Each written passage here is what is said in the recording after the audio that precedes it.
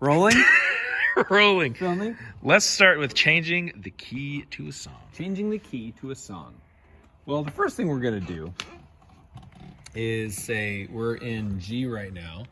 You can see right here, "Oh, What a Miracle" in the key of G is the original. This is stating the original key that it was written in. So all of these tracks would naturally be in G. And up here says we wanted to be in G for singing tonight, so that it was scheduled in G. But let's say we want to go to F. So we're going to change this to F. So I'm going to rename that. That's a good idea. Go F. That's a good idea. And then here, if we go down to this bottom right, you've got this little triangle. And we want to be on original track, correct? For now, yeah. Got it. We're going to fold that up, and we're going to say, you got this little viewer here with the waveform. If you're looking at this, just click down here for Got it. Yep. Yep. the waveform. And then here, pitch, we're going to go -2 to move it down 2 half steps or 2 semitones. And then This is always that moves in semitones always, right? Yep. Got it. So we also need to unfold the group of multi-tracks here. And then we need to find our first tonal instrument. Okay. So we're going to skip over drums, percussion, probably skip over loop, but you might want to go in and just listen to it. Sometimes they label it loop, but it's got like some sort of tonal sound in it too.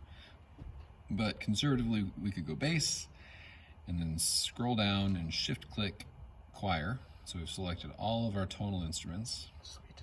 We're going to go to pitch and say -2, and that is done, which is great. But you've got this pad in G, and you've got this auto-tune in G still. Got it. So those are the things you're going to have to work around too. So in this case, you probably won't even use this pad because it's before the first song. You could if you want to, and if you want to, It's you can really change only it. there for the default template of the Ableton set. Yeah, but in, if it were in the case of the second song, you do need to change the pad going into that. So yes, I'll just show how to change the pad. If you go all the way out to the right side up here, this is what I call no man's land.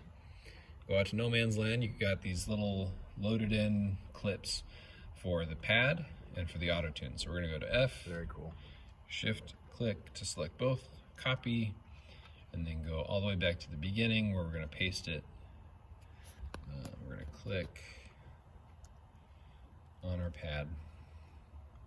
We're gonna drag this guy over and just cover up the G, and then drag this out to replace it. One thing to notice with the pad clips is it's a MIDI clip, and it will only play the instrument, the MIDI instrument, if it strikes the MIDI note at the beginning of that clip. So let me zoom in here, all the way in, and show, if I drag this forward, you see this little tick mark right here? You can probably barely see it. There's that little tick mark on top. That's the MIDI. That's the MIDI clip. That's where it begins. So if I do this, it won't play anything until it passes that point. Okay. And alternatively, if I do this, it won't play anything at all. It needs to receive that trigger. Exactly. Right there. So it's got to pass that point. So always make sure you are honoring the start of your clip. You can look down here and see that that's measure 1 right there. If I drag this out, now it's out before measure 1. I understand. Got it. Versus measure 1 being the first thing that happens.